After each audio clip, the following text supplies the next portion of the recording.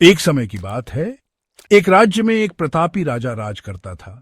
एक दिन उसके दरबार में एक विदेशी आगंतुक आया और उसने राजा को एक सुंदर पत्थर उपहार में दिया। राजा वह पत्थर देखकर बहुत प्रसन्न हुआ। उसने उस पत्थर से भगवान विष्णु की प्रतिमा का निर्माण कर उसे राज्य के मंदिर में स्थापित करने का निर्णय लिया और प्रतिमा निर्माण का कार्य राज्य के महामंत्री को सौंप दिया। महामंत्री गांव के सर्वश्रेष्ठ मूर्तिकार के पास गया और उसे वह पत्थर देते हुए बोला, महाराज, मंदिर में भगवान विष्णु की प्रतिमा स्थापित करना चाहते हैं। 7 दिवस के भीतर इस पत्थर से भगवान विष्णु की प्रतिमा तैयार कर राजमहल पहुंचा देना। इसके लिए तुम्हें 50 स्वर्ण मुद्राएं दी जाएंगी।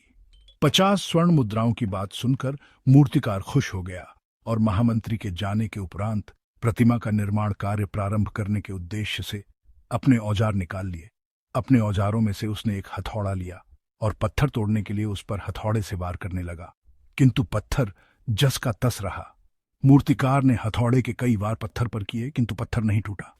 50 बार प्रयास करने के उपरांत मूर्तिकार ने अंतिम बार प्रयास करने के उद्देश्य से हथौड़ा उठाया, किंतु यह सोचकर हथौड़े पर प्रहार करने के पूर्व ही उसने हाथ खींच लिया कि जब 50 बार वार करने से पत्थर नहीं टूटा तो अब क्या टूटेगा।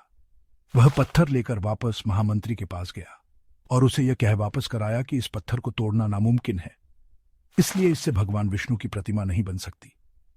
महामंत्री को राजा का आदेश हर स्थिति में पूर्ण करना था, इसलिए उसने भगवान विष्णु की प्रतिमा निर्मित करने का कार्य गांव के एक साधारण से मूर्तिकार को सौंप दिया। पत्थर लेकर मूर्तिकार ने महामंत्री के सामने ही उस पर हथौड़े से प्रहार किया और वह पत्थर एक बार में ही टूट गया। पत्थर टूटने के बाद मूर्तिकार प्रतिमा बनाने में जुट गया।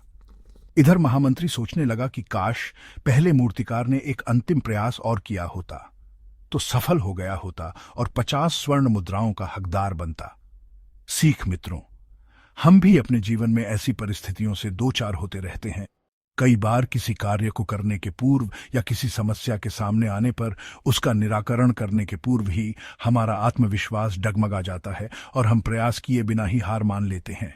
कई बार हम 1-2 प्रयास में असफलता मिलने पर आगे प्रयास करना छोड़ देते हैं, जबकि हो सकता है कि कुछ प्रयास और करने पर कार्य पूर्ण हो जाता या समस्या का समाधान हो जाता।